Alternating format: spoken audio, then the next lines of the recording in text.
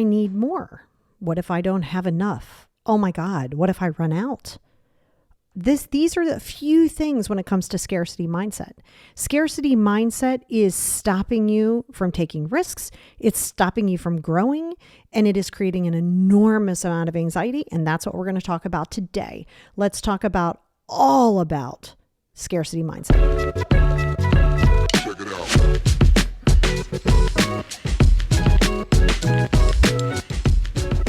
Hey, everybody, and welcome back to the Positivity Experience. It's your girl, Lori, and I am here with another podcast for you guys. And it is on something that is very near and dear to my heart, which is scarcity. And we're going to unbox a lot of that. And then over on Patreon, I'm going to give you some kind of helpful tips along with the worksheet. So if you want more and you want to kind of know where to start, things like that, feel free to join me over at Patreon. You can find the link anywhere that you're getting this podcast right now in the show notes, or you can go to patreon.com/the positivity experience with an X. And I really want to jump into this. And it's always been sort of a big thing, you know, for me, and I know where it came from. And I'm writing a lot about it in the book, but I know a lot of you already know a lot of my backstory on once my mom passed. Dad and I lived in a van, like a full-on kidnapper van, you know, no windows on the side, white. So it's like literally, it's like a band the van type of van. And then years later, I had to eat. My ex-husband and we ate. I was pregnant too with Bugsy, but I actually had Morton's seasoning salt for dinner one night until we could get paid. And then after I got out of that marriage with my ex, I stayed with my friend Kay and Steve with my son. So there's always been these levels of like, oh my God, I have no safety and security, right? So when you go through, and I'm going to talk to you about 6 ways, by the way, that this trauma can cause this scarcity and what scarcity mindset does. Because the other side of this at the time, of course, I didn't really understand the law of attraction, energy. You guys know I have 96,000 hours teaching mindfulness, meditation, and manifestations, but I didn't always have that. And I always was kind of in that place of like, oh my God, I'm coming from a place of lack, which is scarcity. I'm coming from a place of lack. I'm lacking in this. What if I run out of this? And that is all a trauma response, right? Because the universe itself is quite plentiful, which we'll jump into later on the other podcast, but it is so plentiful and it's infinite. The problem is you think of everything as finite, where it's like, you know, well, it's going to run out. This is why you see people who have a hard time celebrating other people's success, because somehow or another you go into comparison and you're like, God, that must be nice. Well, I mean, I kind of want that. Well, then go ahead and do it. Yeah, but I mean, they're already doing it. And you realize other human beings, we are regurgitating information and experiences that other people have had based on knowledge, based on education, based on experiences. And guess what? People are going to turn around and do that to us as well.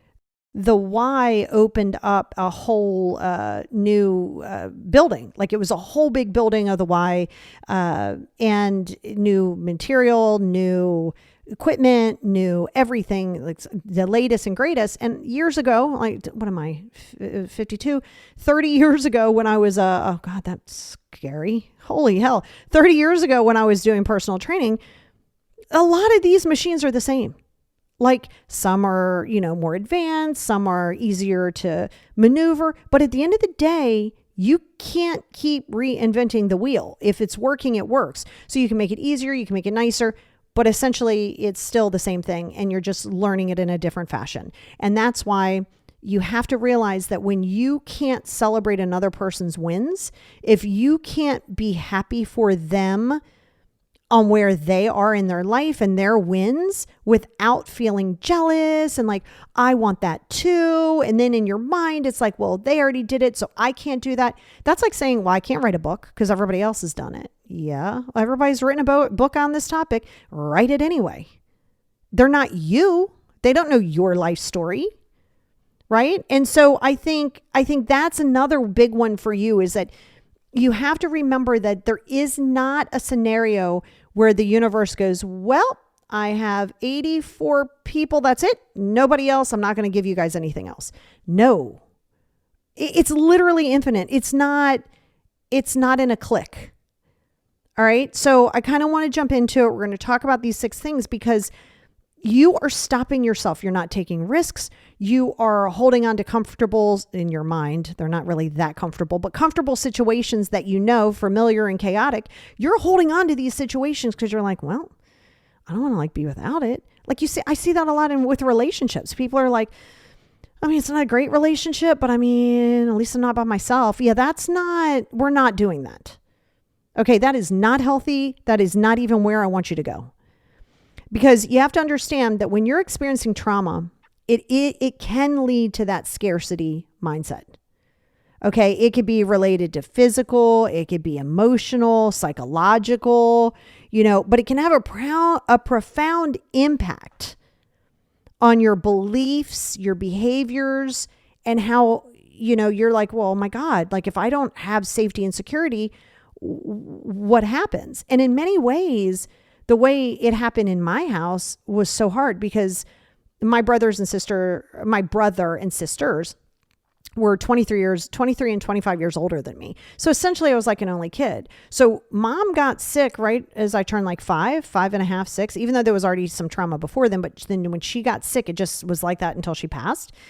And prior to that, it was like, I kind of thought we were rich. We weren't, but I kind of thought oh, that's great. If I wanted, 3 or 4 games for Christmas, I would have them, things like that.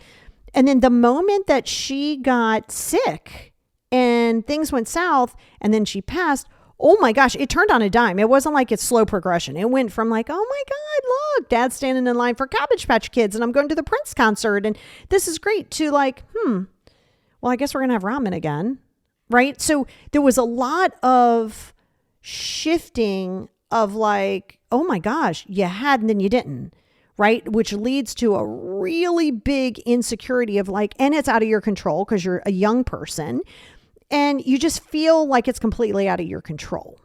And so what happens is you have that loss of safety and security, which lives in your root chakra, which is your red chakra at the root, above your pubic bone. Or right in that region. And, it shatters this sense of safety and security. And then if there's the traumatic abuse, any event, any life crisis, any passing, any moving, any divorces, it showcases the unpredictability, which by the way is life.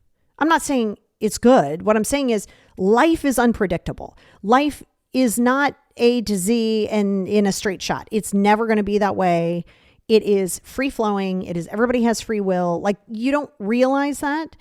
So when you're younger, you don't really understand money and concepts and, you just want some safety. You just feel, okay, the magic food fairy brings food, the magic cleaning fairy provides you a bath. All of these things happen. So when things start to shift and you feel unsafe emotionally or physically, you start going, yeah, this is a really unpredictable world and it's very dangerous, right? So now you start going into your fear base, right? And so as a result, you develop that scarcity mindset as this survival mechanism, right? You have this survival mechanism that says, all right, well, I better hoard everything that I have. And boy, oh boy, was that something that Kim and I were talking about, how we only got, we'd only go school shopping once a year. And that's what you got. A couple pairs of jeans, some shirts, you mixed and matched them, you got a pair of shoes. And that's all you're getting till Christmas time. There was no Amazon. There was no, let's run up to the store. No, that's why it was a big outing. Going to go school clothes shopping, big outing. Here's your money, go shopping, be wise. You had to learn. So as we got older and Kim and I were talking about this, it turned into this, oh yeah, I'm going to buy it anyway. That's right. I'm going to buy it. That's right. I'm going to go out. Oh, what do you mean I don't need it? You told me I don't need it. I'm buying the shirt anyway. Right. So you go into this sense of, which is why a lot of times you'll find in with hoarding, full on hoarding, which is its own disorder, but the impulse buying, the disorders of it's this level of control. Right. So I've been working on this program to hopefully give you guys in 2024 at some point, once I get this book done and a few other things that are in front of it. But I've been working this program for the last 6 months that I've been putting kind of in action that maybe you could buy or even sign up for later. I'm not sure how I'm going to do it.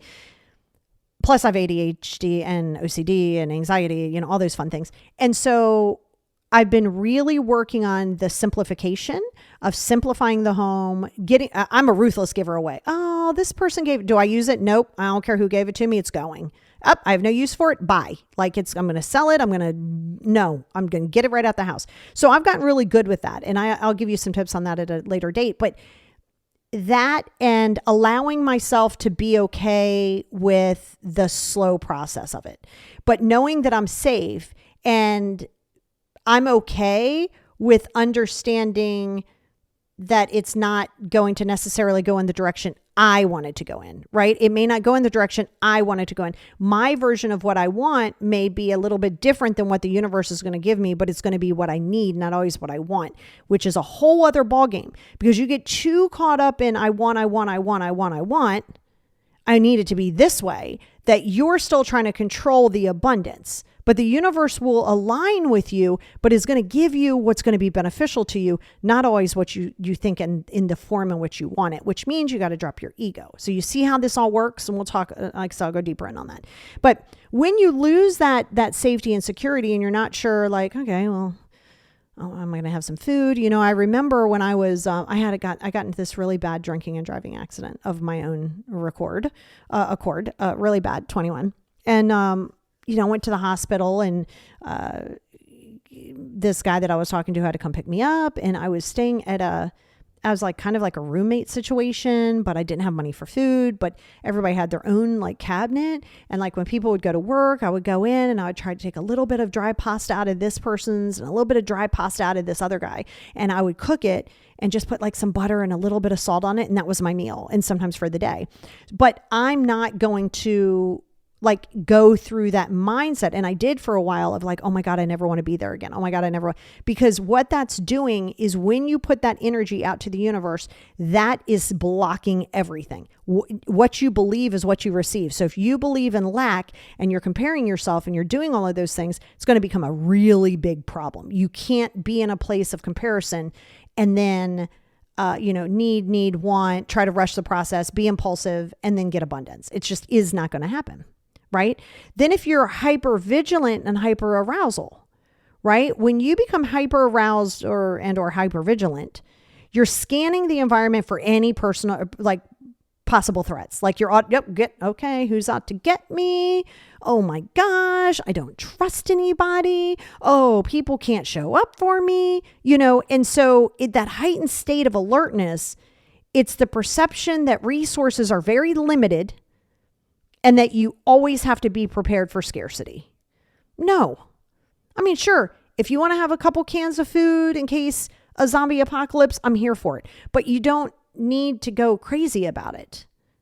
But when you're constantly in a place of like, well, every time I would get comfortable, this would happen or that would happen. We know where it came from. Be careful not to go down the victimization of that, right? Because now that's a slippery slope that you're going to go down into the victimization of it. And that can't be either. Okay. So what happens is when you become hyper vigilant, you're like, okay, I'm going to do anything I can to make sure that this doesn't happen again. But that means that you're always going to be chasing something that you're never going to be happy with in your life now, right? Because then that's when you start moving the goalpost back. If I had the nicer job, if I made $7,500 an hour, I'd be great. You're right. There would be yes, you are right when it comes to some things. Yep, there would be, maybe you have a different house, maybe your bills would be paid off. That's cool. But what about the other stuff?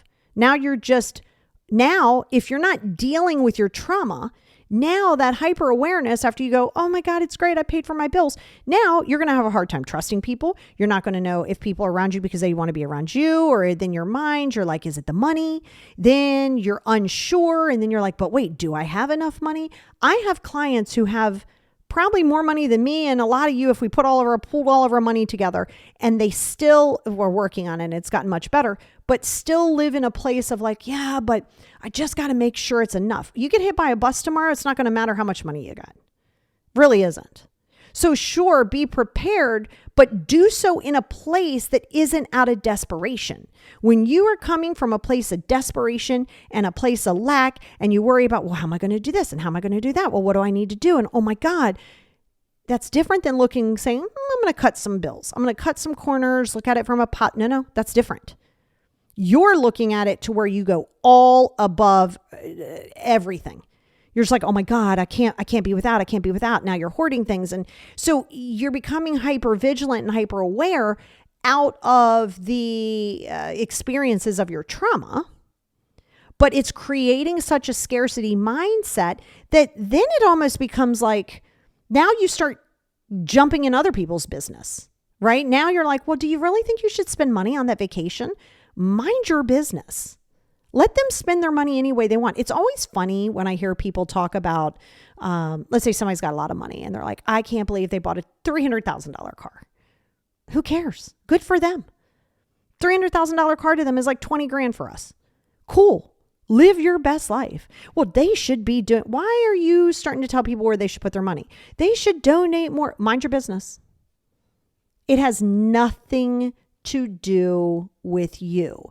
And then you start doing that expectation or the assumptions on how you would do it and all of these things. And then you get angry and then you're like, why can't that be me? And now you're comparing yourself and you're thinking, I would do so much better with it. And now stop negotiating it. It's not everything that I just talked about is negative. That negative connotation around money, around health, around relationships, around anything that provides that safety and security of anything in abundance. Okay? Joy, whatever you want to do. Anytime that you're backing that into a corner and going, if I don't have, or what if this runs out, you are in a place of lack and scarcity. Now, we already know emotional dysregulation is a massive piece of this. A massive piece of this. Because it disrupts your individual ability to regulate your emotions effectively when you're living in a place of fight, flight, freeze, fawn. Right? I mean, that's just how that is. And that can also very much lead to impulsivity, irrational behaviors, overspending. Your girl has always been that girl. Overspending, hoarding, self-sabotage. And then that contributes to financial instability. And it reinforces the scarcity mindset. In 2000, which was 23 years ago with my first husband, we ended up going bankrupt because we had credit cards. And I was just like, let's go shopping. There was a lot of that. And, I was young. I was 26, 27, went bankrupt. And, now I'm like really aware of that. Like I didn't really care about credit then because it was just like, it's whatever. Like you don't really realize it. You're emotionally dysregulated. And then if you throw in any kind of anxiety, bipolar, schizophrenia, BPD, ADHD, OCD, that dysregulation becomes like a neurodivergent dysregulation. So it becomes a little bit harder, but that doesn't mean that it's impossible. It means that you have to be fully aware that it isn't, and this is what I tell people all the time, it isn't just about the therapy and the medication. It is about being consistent, doing the work, understanding that on this journey, you're going to go forward and you're going to go backwards. You're going to have some old thought patterns. You're going to do those things. And you have to understand that it is up to you to regulate out your emotions. You guys know I have a podcast topic on that too, so you can always go back and listen to it. But when you're in that regulation or lack thereof regulation, you are turning to other coping strategies, right? This is where, and we're going to talk about that. That's the maladaptive, we'll just talk about that next. Well, yeah, let's talk about it now. We'll just throw these together, but it's really like the fourth one. And it's maladaptive coping strategies. And what a maladaptive coping strategy is, it's like spending too much money to have a sense of control. Eating disorders. You guys know I've been a binge eater all my life. I mean, she definitely doesn't rear her ugly head. I have a whole bunch of things coming out on that. Substance abuse, gambling. It's the way that you numb it, trying to spend the money to get that dopamine hit, which is a true thing, by the way. Like when you go shopping, you are getting a dopamine hit. It really does happen. And then sometimes if you go out and you buy something really big, then you go, oh my God, I got buyer's remorse, right? I never really went through that. I was always like, oh my God, why can't I just have more money to spend? Because I was always chasing this level of, because I just told you there were times I was eating sea salt. No, not sea salt. Steak seasoning. And, I was eating that. I was in the van. Like there comes a point where you're like, screw it. I just want what I can have when I can have it. And, like I said, you throw in anything else like an ADHD or depression, anxiety, it's going to create that to be even more. So if you're looking at these maladaptive coping strategies, don't sit there and go, and this is the important factor, because this will be real easy, slippery slope for you to go down into victim mentality is, well, I mean, that's just what I've always done. Okay. I really don't want to hear that. I don't want to hear that's what I've always done. That's how I was raised. Okay. We know this. We know where it came from, but know that just means that you have to be more aware. And like I said, I'm gonna give you a rack of strategies over there on Patreon, but it isn't something that you just stop. And I think people always want these bad things that you classify as bad, which I don't classify things as bad or good, to just stop. Like, you're just like, I just want to do better. I just want to be better. And I'm going to fix this now. No, you're not. You can't take away the negatives that you have done, the negatives that are contributing to negativity, whatever, that you have done in your life, and not have something healthy to replace that with. So you can't take that away before you replace something and then phase out the negative. And I'll give you an example of that, right? It has nothing to do with this part of it. But, like if I'm dealing, because I do a lot of nutrition too. So someone says, listen, I really want to eat healthier and this is what I'm eating. And let's pretend they say every day at lunch, I have a Big Mac meal. Let's just say every day, 7 days a week, they have a Big Mac meal, right? And then they eat some other crap throughout the day and da, da, da. Okay. Well, I'm not just going to come in and say, okay, so here I'm going to have you do egg white omelet. And then for lunch, you're going to do a half a sandwich. Like, we're not doing any of that. Go ahead and eat your McDonald's at lunch. And what we're going to do is we're going to start to add in maybe a salad somewhere throughout that day, or we're going to add in a nice oatmeal breakfast that's pretty balanced with some fats, with some carbs, with some proteins, and give you the education on it. And if you say, okay, well, I like the McDonald's fries, because who doesn't? And then say, okay, well, I'm going to show you how you can make some fries at home that taste so good. You can either make them in the air fryer or in the oven. And I'll show you how to get it as close as possible. But guess what? There's going to be days, some days, nothing's going to fit but the McDonald's fries. Go get the fries. Get the fries, right? But before I take it away, we're going to add in things so you don't feel like you are missing out. This is the problem people have when it comes to dieting, when it comes to cleaning your house. You try to go all or nothing, balls to the wall. Then you feel like you can't do it. Then you're like, oh my God, I failed at it. Well, of course, because you didn't have anything else to replace it. So that's why with the maladaptive coping skills of gambling and spending money and okay, yeah. But before I just go, okay, well, don't go to the casino. I know you go 5 days a week. So you know what? Tomorrow starts, you never go to the casino again. Like, that's silly. That's reinforcing a scarcity mindset. No, I'm going to say, okay, cool. What do you normally take? Okay, let's put 20% of that into this, take the other 80% and go. So then you start to see the progression of it. It's not going to be overnight. You can't pay off all your bills at one time. You can't adapt this abundance mentality over a lack of mentality or a lack of scarcity when you have been doing this all your life. So when you're doing things like the overspending and things like that, be aware of what you're doing. Matter of fact, I was just saying this. I forget who I was saying to. It's a friend of mine, because I went and got my nails done, and I got fall colors on them, and I just got gel on them, but I hadn't done that all summer. And usually in the spring, I take a break for planting. But I said, you know what? I really like getting my nails done. I like getting the gels on them through winter, through the holidays at least. And it just looks good. It feels good. And I like it. And it makes me feel like I'm doing something other than just working to pay bills, save money, do those things like that. If you do that and you continue to do that, you are going to be a misery. You are going to hold so much animosity. You are just not going to enjoy your life. And flow state of money has to happen if you want more money. You got to spend money. Yes, you do. Now, I didn't say go gambling it all away. But yes, you have to continue a flow state in order to keep the flow. You don't just sit and save. That is the complete opposite of what you do. So again, to go with that emotional dysregulation is that maladaptive coping strategy, right? So when you're doing things like that, it's more about the mindfulness, and we'll get really deep into that. But the mindfulness is the key. The mindfulness has saved me through so much. And then of course, if there are other contributing factors, neurodivergence and stuff that contributes to your spending, well, then we need to make sure you're on the right medication. You're working through the deeper rooted issue as to why you're using these maladaptive coping strategies, things like that. Now, number 5 of the 6, of course, what does it come back to? Every podcast I tell you come back to? Low self-esteem and low worth. Okay. When you have any type of trauma, right, it can result in a feelings of shame, guilt, very low self-esteem, not being enough.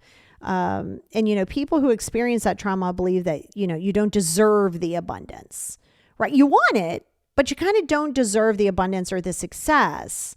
So you want it, but you kind of prepare for not. And so you're always preparing for the worst. And then I knew it just wouldn't happen. So when you have low self-esteem, you're going to have a really hard time focusing on this abundance mindset versus a lack mindset. Okay. And so it's always going to be all of this. I told you last week, everything we talk about on every bit of my content is always going to come back to you. It's always your responsibility. It's not blame. It's putting the power entirely back into your lap. So it's working. I don't have shame in things. And I did a lot of what would be considered shameful things. No, I don't hold on to any of the shame. I don't hold on to the guilt to it. I take it. I learn a lesson. I do better. I keep it moving. That's it. There's no need to sit there and dwell on it. It does nothing. Now, granted, I've had a gajillion years of work. It is my profession. It is my daily practice. So of course, it's a lot easier for me.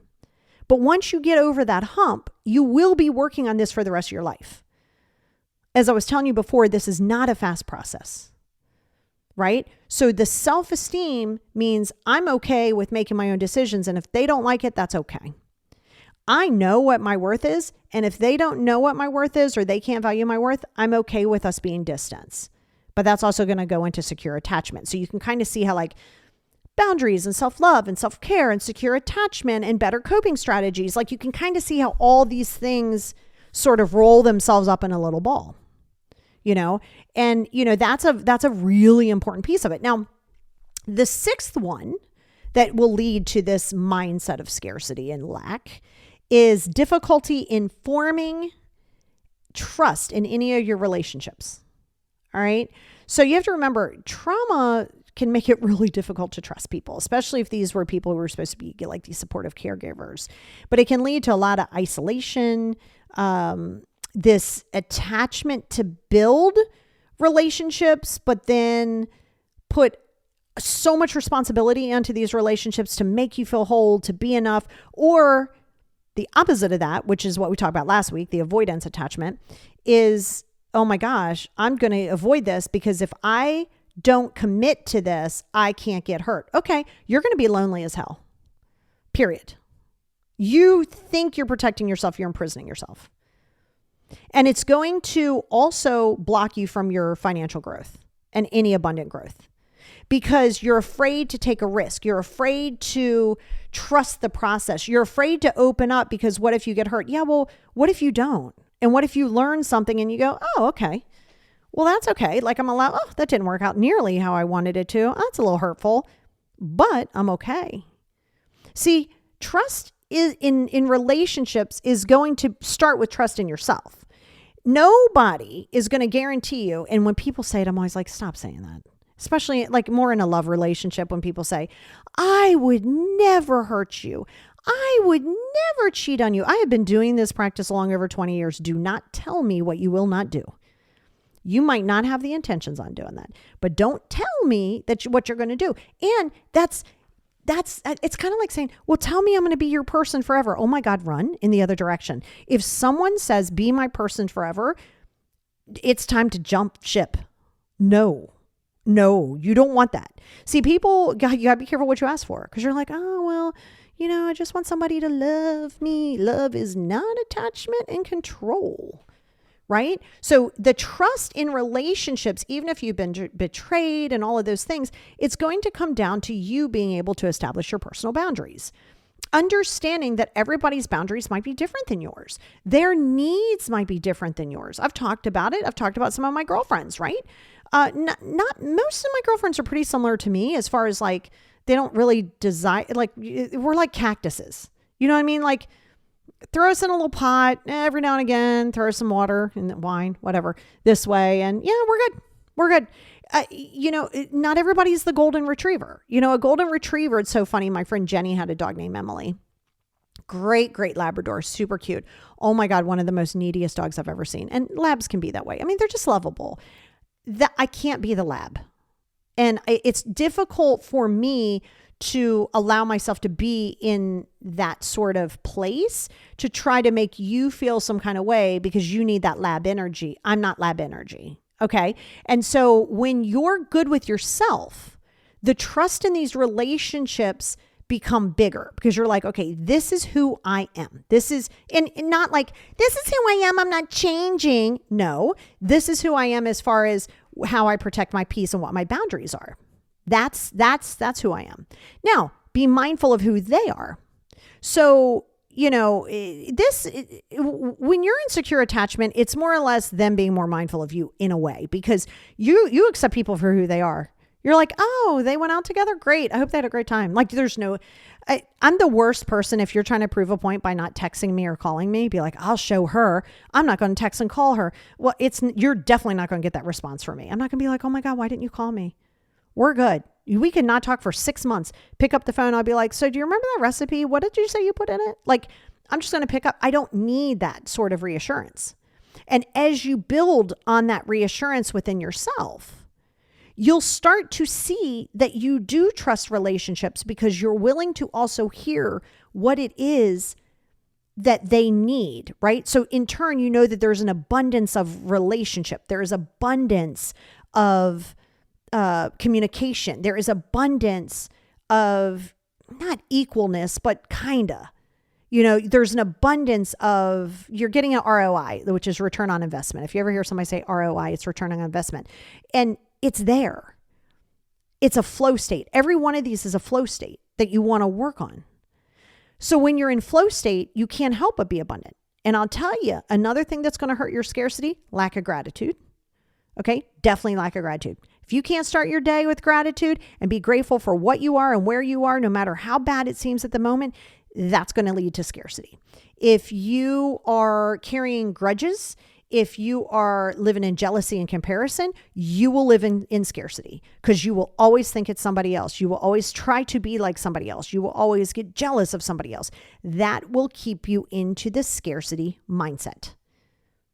If you cannot celebrate somebody else's wins and joy, you will never have your turn in the spotlight.